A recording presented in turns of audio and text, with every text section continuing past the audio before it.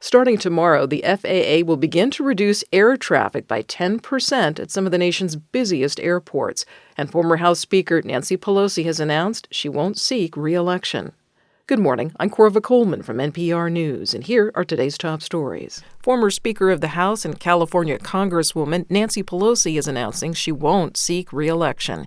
As NPR's Barbara Sprunt reports, her departure will mark the end of an era in Congress. First elected in 1987, Pelosi would go on to become one of the most effective leaders of the Democratic Party. She cemented her place in the history books in 2007 when she was elected to become the first woman to serve as Speaker of the House. She could reliably deliver Democratic votes on must-pass legislation when necessary, although her first speakership came at a complicated time with a looming financial crisis. She reclaimed the gavel in 2019. During her 10 years as Speaker, she oversaw the passage of landmark legislation, including the Affordable Care Act, and enacted trillions in new spending as part of the American Rescue Plan. Barbara Sprunt, NPR News, Washington. This is day 37 of the federal government shutdown, the longest in U.S. history. It is straining the nation's air traffic system. Tomorrow, the Federal Aviation Administration says it will reduce air traffic by 10%. This move will affect some of the nation's busiest airports to maintain safety during the shutdown. NPR's Joel Rose has more. The FAA is planning to reduce air traffic in 40 high-volume markets beginning on Friday. FAA Administrator Brian Bedford says the agency wants to reduce the pressure at those airports before safety is compromised. We're not going to wait until we see something flashing red to say, oh, we should take action now. The FAA has already been delaying flights at some airports because of staffing shortages among air traffic controllers. Those controllers are required to work without pay during the shutdown, but some have taken on second jobs and many are calling out sick. Bedford and Transportation Secretary Sean Duffy say they'll meet with airline leaders to figure out how to implement the reductions fairly before announcing the details. Joel Rose, NPR News, Washington. The shutdown is also cutting into federal food assistance. The Trump administration says it will pay out half the amount of people's typically monthly benefit during November. But a new study says most eligible people will likely get less than that, and millions of recipients won't get anything at all. The U.S. Supreme Court heard lengthy arguments yesterday about President Trump's tariffs.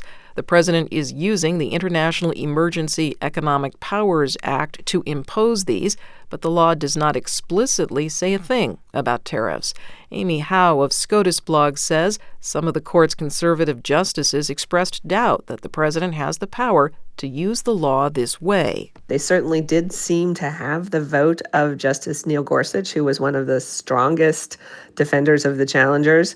And, Justice Amy Coney Barrett had some questions that were skeptical. Chief Justice John Roberts also had some questions that seemed to be very skeptical. So it seemed that there was probably a majority to strike down the tariffs. She spoke to NPR's Morning Edition. Despite the justices' skepticism, it is not clear what their final decision will be. The decision is expected sometime next year. The Trump administration has held a classified briefing for top congressional leaders. It was about deadly U.S. military strikes on boats in the Eastern Pacific and Caribbean. President Trump alleges they're involved in drug trafficking. NPR's Claudia Grisales has more. Republicans and Democrats left the classified meeting divided on President Trump's ordered strikes, but agreed the military is relying on strong intelligence targeting drug traffickers. House Speaker Mike Johnson argued the operation has, quote, saved lives. We have a high reliability. These are the cartels. These are the people involved in it. They are doing this deliberately. They are intending to traffic this into the country, and it does great harm to the American people. But Senate Minority Leader Chuck Schumer said, quote, we need a lot more answers. The meeting follows growing frustrations. The Trump administration has withheld information about the attacks that could lead to war with Venezuela. Claudia Grisales, NPR News, the Capitol. Pope Leo is speaking about the treatment of migrants in the U.S. NPR's Jason DeRose reports. He says immigration authorities must respect the spiritual rights of those held in detention. Pope Leo spoke to a group of reporters just outside Rome and expressed concern about the mass arrests and deportations taking place in the United States under the Trump administration. To underscore his point, Leo referred to a passage from the Gospel of Matthew heard in many Catholic churches recently. Jesus says very clearly, at the end of the world, we're going to be asked, how did you receive the foreigner? Did you receive him and welcome him?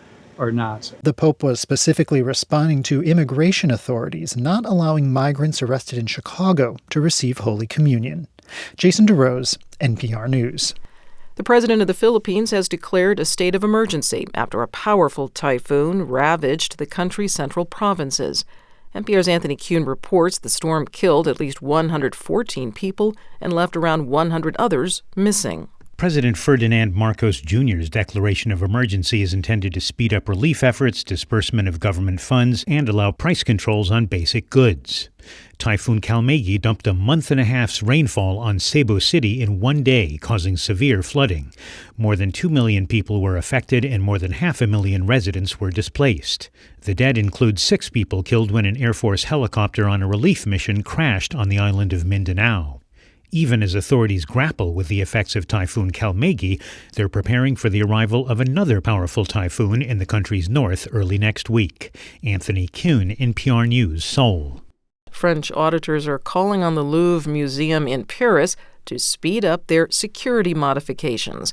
This comes after burglars stole millions of dollars in historical jewels in a brazen daytime robbery. The French officials say the museum began a security audit years ago, but the recommended upgrades to the Louvre Museum will not be finished until 2032. The Maldives says it is now the first country to ban smoking for an entire generation of people. The South Asian island country's new law says that anyone born in 2007 or later, that's about 18 years old, cannot buy or use tobacco products in the Maldives ever. They will never be legally permitted to smoke there, even when they get older.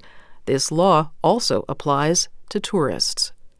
I'm Corva Coleman, NPR News in Washington.